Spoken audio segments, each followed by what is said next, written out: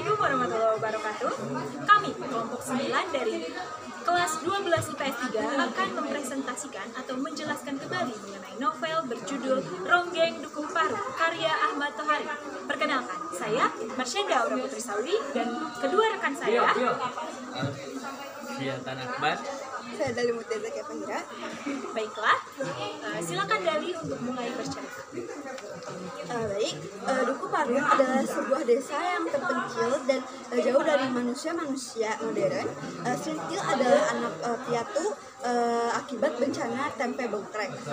Srintil berumur 11 tahun yang dirawat oleh kakeknya. Srintil mempunyai teman yang bernama Rasus, Darsun, dan Nuwarta. Srintil memiliki kemampuan menari ronggeng. Akhirnya kemampuan tersebut diketahui oleh kakeknya. Setelah ketahuan oleh kakeknya, Srintil diserahkan kepada Kartareja oleh kakeknya.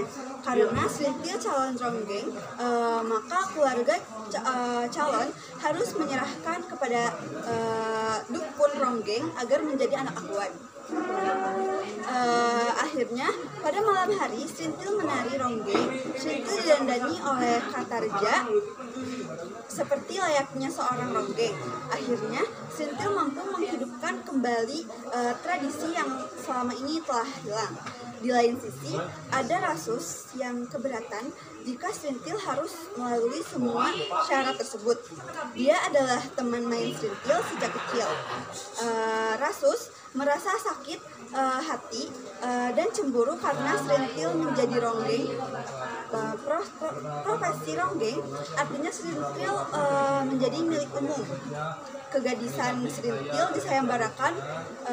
Rasus makin marah saat dirinya yang berusia 14 tahun itu tidak bisa berbuat banyak pada gadis yang dicintainya. Hingga suatu hari terjadi pertengkaran antara Doer dan Sulam di emper samping rumah Kartareja untuk memperebutkan keperawanan Srintil.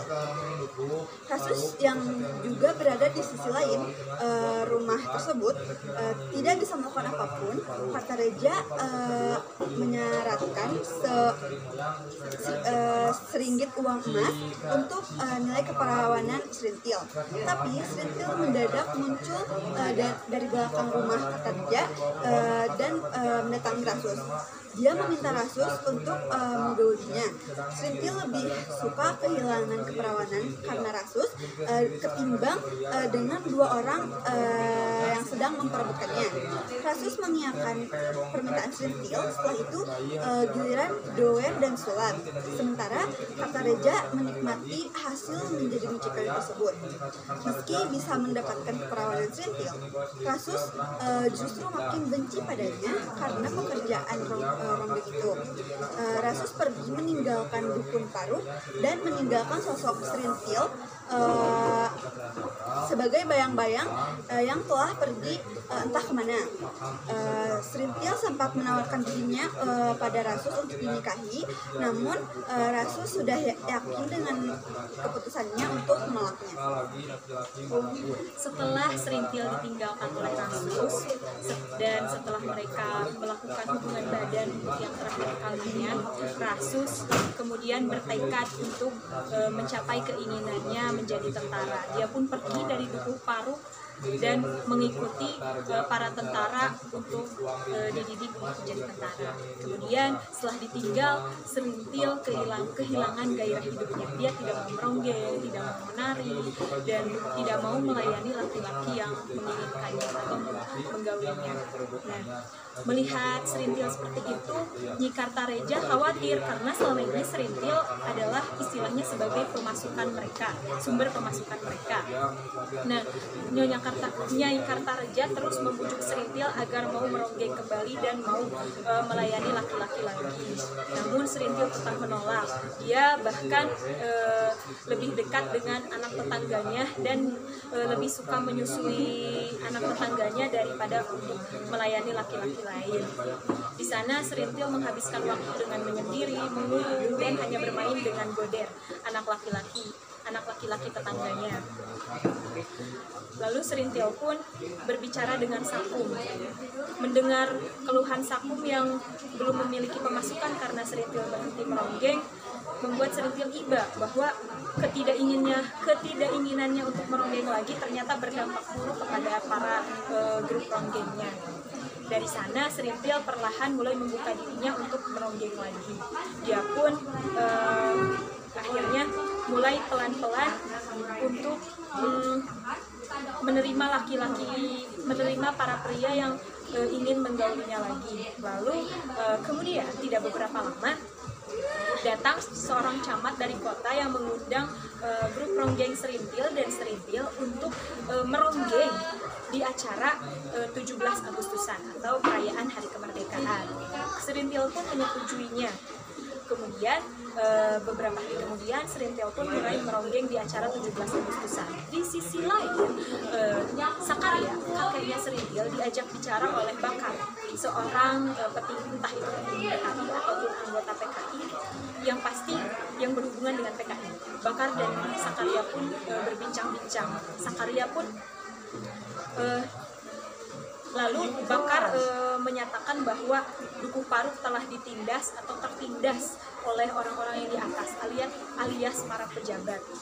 Lalu Sakarya bukan menolak, tapi menyangkal, karena selama ini dia hidup aman, tentram saja di Dukuh Paruk, tidak ada konflik, tidak ada yang harus diperbutkan, tidak ada kekacauan. Mereka atau Sakarya merasa aman di Dukuh Paruk.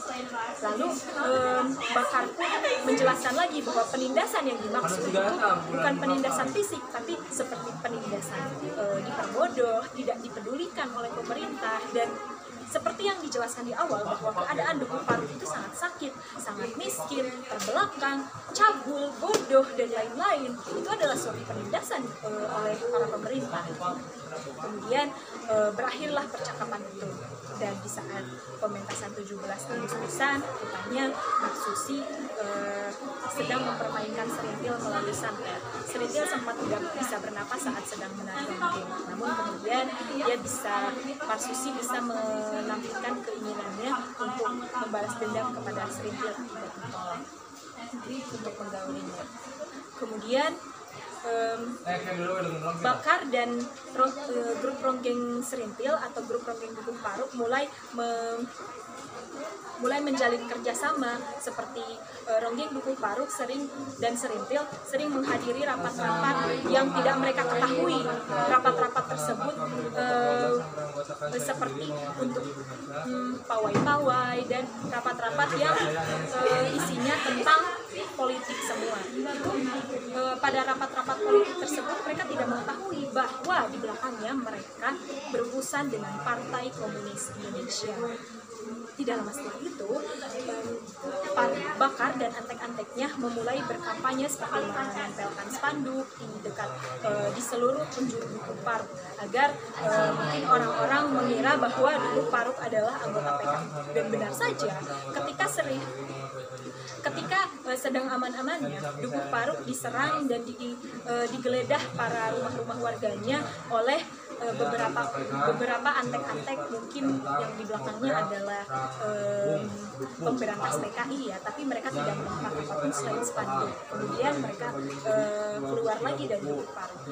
Kemudian Serintil bertekad untuk melaporkan kejadian tersebut ke kantor polisi karena itu sudah melanggar aturan dan mengganggu kenyamanan warga Dukuh Paruk. Setelah sampai di kantor polisi, naasnya Serintil pun dan Sakarya ditahan atau dipenjara di sana karena mungkin dianggap sebagai antek-anteknya Bakar, yang artinya Serintil dituduh sebagai anggota PKI. Serintil mendekat di sana bersama Sakarya.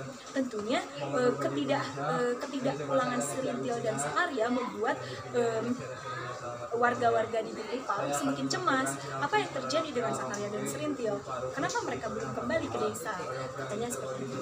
Namun naasnya Dukuh Paruk dibakar habis oleh orang yang tidak diketahui. Menurut teori kami, itu dibakar oleh entah itu antek-antek dari PKI atau untuk para pejabat yang ingin memusnahkan adanya PKI. Kemudian setelah Dukuh Paruk dibakar oleh anggota PKI, orang-orang PKI, Rasus pun setelah menjadi tentara, Rasus pun pulang ke Dukuh Paruk untuk menjenguk neneknya yang sedang koma.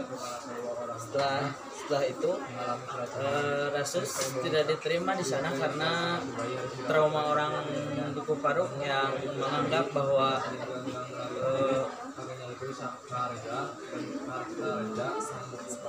belum bisa lepas dari traumanya yang belum lama terjadi.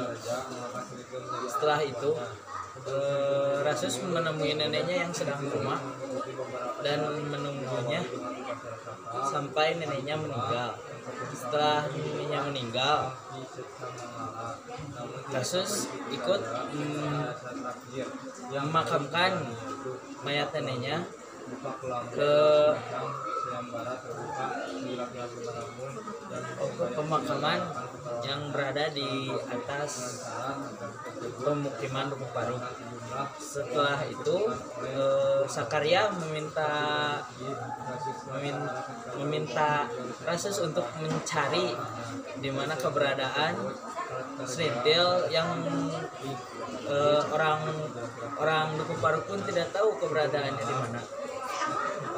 Setelah itu Rasus menyetujui dan dia pergi lagi untuk mencari Srintil.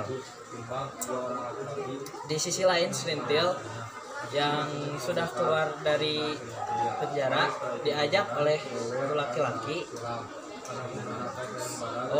bernama Bajus.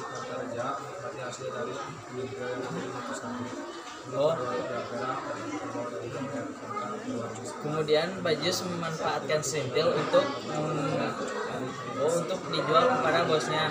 Srintil yang sudah mengetahuinya pun merasa sakit hati kepada Bajus. Kemudian mentalnya terserang dan akhirnya Srintil menjadi gila. Dan mulai menari sendiri atas tanda kegilaannya.